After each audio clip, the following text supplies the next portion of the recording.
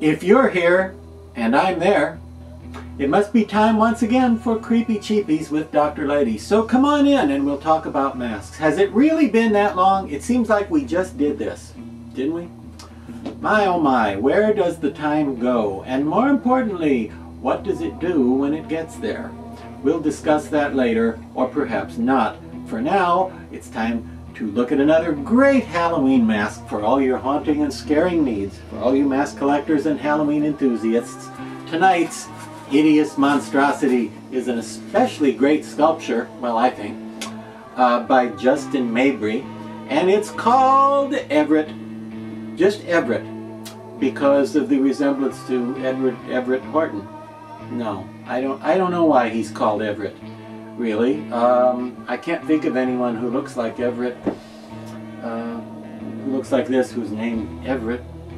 Laura had an uncle named Everett, a cousin, maybe he was a cousin, but he didn't look anything like this, so I don't think it was named after it. Well, I don't know. Anyway, he's called Everett. Now, you know, a bad habit that we have, all of us, and all people do it, the humans and me, and I'm just as bad as everybody else about this. I'm no better than all the other weird, dumb people you know, is that we always have to compare things to other things. And we do that because that's how brains work. You take comfort in familiarity and you look for familiar things, and that's why your brain automatically makes a face out of an image of like two dots and a line. That looks like suggestive of a face because you're looking for things to relate to and things that you can understand and relate to. And well, something that looks the most like yourself is what you're looking for. So a lot of us tend to default to, when we look at any work of art, default to saying, oh, you got that from such and such. Oh, you were inspired by this or that. Oh, you just ripped off so-and-so. And, you know, I know sometimes that's the case, and there's such a thing as homage, and there's such a thing as imitation, and there's such a thing as inspiration and influence, but we need to stop saying that to artists as the first thing out of our mouths when we see a mask. And we all do it, and I've been on the receiving end of that, and it kind of hurts the artist's feeling because, well, you didn't necessarily mean it to be that. I know I've been kind of subconsciously influenced by things, and then show somebody something I made and they go, oh, you ripped that off from that movie. Actually, I never heard of that movie, and to me it was original, or you know, that sort of thing. The same thing with jokes. You can make up, every time I come up with a joke I think, wow, I'm the first guy in the world that ever thought of that pun. No, then I'll see a movie from 1952 that'll have that same pun in it. I didn't know, you know, I didn't take it from the movie deliberately, but somebody else can think of the same thing you can think of. And well, in the case of masks, there's only so many ways you can rearrange a human face to look like a monster.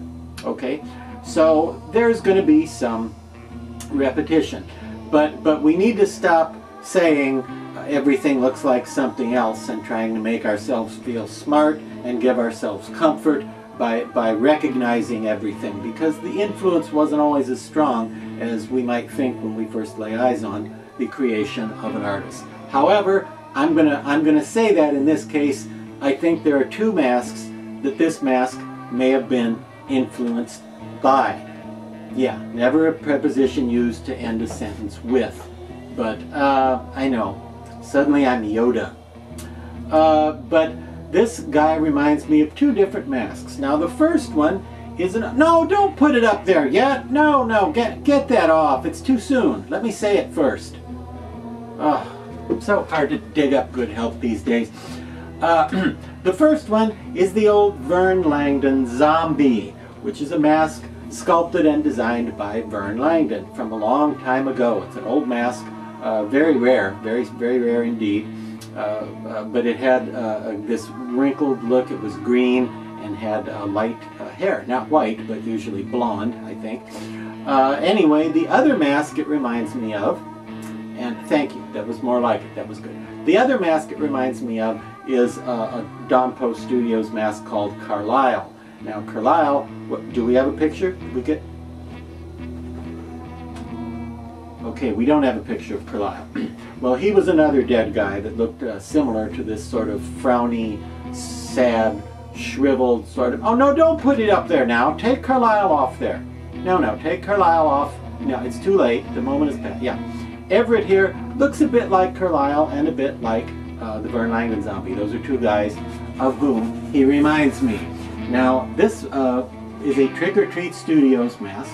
It was sculpted some time ago by Justin Mabry and was first sold through Night Owl, I believe, in a more expensive version, and then the more affordable version you see before you here, providing you're looking at your monitor right now, yeah, and not admiring yourself in a mirror like some narcissist, right? The one you see here is the Trick or Treat Studios edition, which sells for around 60 bucks, 50 to 60 bucks. Wow, well worth it, I think. Here's the thing that you're gonna like. I didn't do anything to customize the paint on this one. This is just a straight up, plain old ordinary production copy with this amazingly detailed paint job. Look how nice this is with the green and a little bit of yellow in the highlighting here and there, and the very severe and dramatic and very sharp and noticeable black inside all the wrinkles and crevices. And he has tons of personality.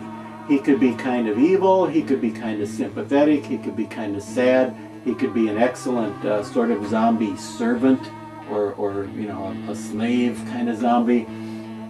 I'd like to have a box of unpainted castings and try doing these in different colors. I think he'd look cool in like a bluish white, like a Frozen guy. Heck, with a long wig and a flesh tone paint job, he would even look good as a witch, I think.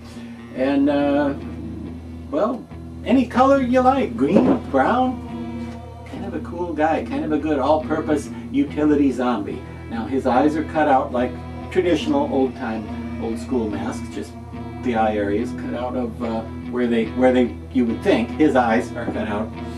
It was a roundabout way of saying that, wasn't it? And he has little holes in the nostrils in case you like breathing when you're wearing your mask, and he has a tiny hole in the mouth to facilitate that as well. Now the one thing I don't care for about this particular version is the hair. And I don't know, your mileage may vary. I was complaining, because that's what collectors do, is complain.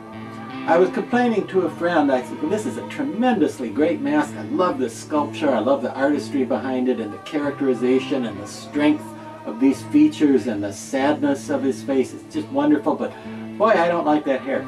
And the friend said, what are you talking about? The hair's perfect, it looks great. What do you mean? And I said, well, it looks cheap. It looks like fake hair to me. But the friend said, oh, I think it looks just right because it's kind of thin and wispy, and I think it looks like ghost hair. So, I don't know. I may have Laura, and that's my wife who hairs masks, in case you are late to the party. I might ask Laura to rehair one of these guys for me, an Everett mask, because I think she could improve on this. But for the $60 price tag, you can't go wrong. This is one heck of a nice mask with an old school vibe that still fits in even with contemporary Halloween and haunting, while carrying through the old school vibe, I think. So big thumbs up for our buddy Everett, 60 bucks or so, Trick or Treat Studios. Get them before they get you. And we'll see you here again next time. And remember, for pity's sake, leave a like. That's it. Yeah. Leave a like. Click like if you're watching this in a place that allows you to click like. Click like. Like. Come on. Click it. Click like. Come on, do it. You know you want to. You know you like this mask. Give it a like. Give it a thumbs up. There you go.